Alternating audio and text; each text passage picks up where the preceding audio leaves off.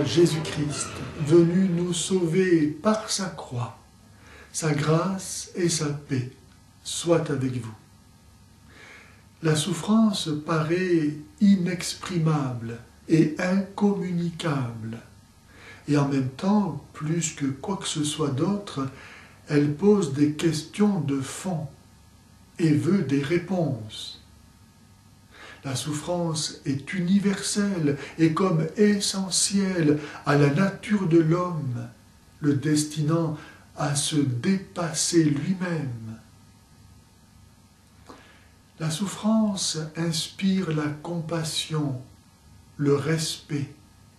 Elle intimide, car elle porte en elle la grandeur d'un mystère spécifique.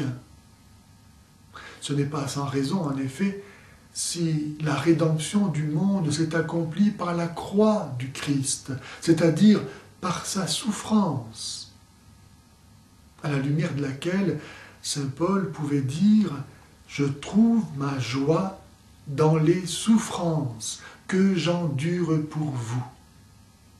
L'apôtre a ainsi trouvé sa joie dans la découverte du sens de ses souffrances, non pas dans la souffrance, mais dans son sens.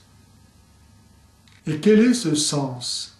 Eh bien, alors que pour nombre de traditions culturelles et religieuses, l'existence est un mal dont il faut se libérer, le christianisme, lui, proclame que l'existence est fondamentalement un bien, que ce qui existe est un bien, que Dieu est bon, que les créatures sont bonnes, et que si l'homme souffre, c'est à cause d'un manque de bien. Le mal, c'est l'absence ou le refus d'un bien. Et c'est pourquoi la souffrance n'est pas synonyme de mal, car elle peut être un bien, comme par exemple dans l'effort pour échapper précisément au mal. Ainsi donc, dans la conception chrétienne, la souffrance s'explique par le mal, et le mal fait toujours référence à un bien. S'il est vrai que la souffrance a un sens comme punition lorsqu'elle est liée à la faute, il n'est pas vrai que toute souffrance soit une conséquence de la faute ou soit une punition. La figure de Job dans l'Ancien Testament en est une preuve. Job n'a pas été puni. Il n'y avait aucun fondement pour lui infliger une peine. Dieu a permis l'épreuve de Job en raison de la provocation de Satan. Si le Seigneur a consenti à ce que Job soit éprouvé par la souffrance, ce fut pour montrer la justice de Job et annoncer la passion du Christ.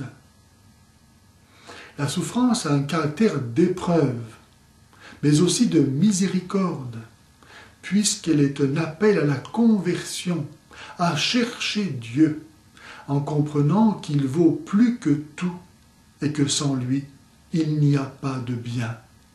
La conversion, c'est la reconstruction du bien dans le sujet. C'est le désir d'aller toujours plus loin dans l'abandon à Dieu, dans l'accueil de sa miséricorde. La vraie réponse à la question de la souffrance ne peut se trouver que dans la contemplation du Christ crucifié, en qui se révèle la sublimité de l'amour divin.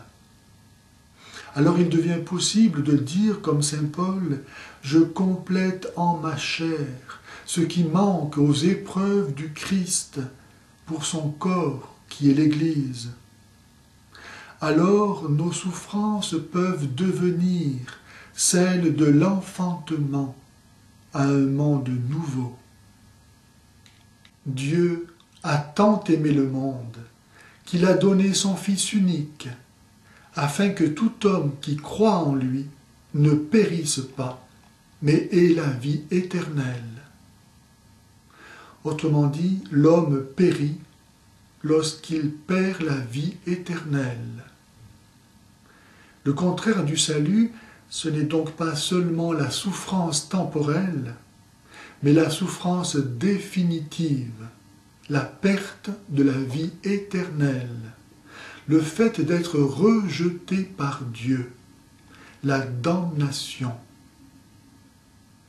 Et si les souffrances du temps présent ne sont rien comparées à la gloire qui nous attend dans le ciel, il en va de même comparé aux souffrances de l'enfer.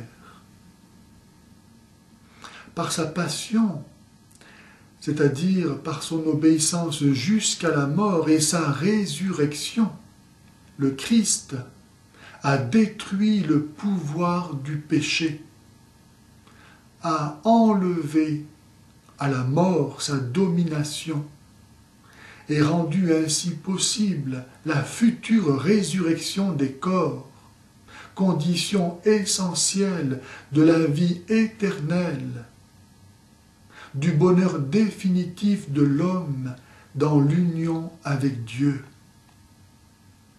Ce qui signifie pour les sauvés que la souffrance est totalement effacée. Dans la souffrance de l'agneau de Dieu, les péchés sont effacés parce que lui seul a pu les assumer dans un amour pour le Père qui surpasse le mal de tout péché. Dans l'espace spirituel des rapports entre Dieu et les hommes, le Christ a détruit le mal en le remplaçant par le bien qu'est le don de lui-même. C'est à ce bien, à ce don de nous-mêmes, auquel le Christ nous invite tous lorsqu'il dit « Si quelqu'un veut être mon disciple, qu'il prenne sa croix chaque jour et qu'il me suive. » Si les gens savaient qu'ils vont en enfer, ils feraient pénitence avec joie.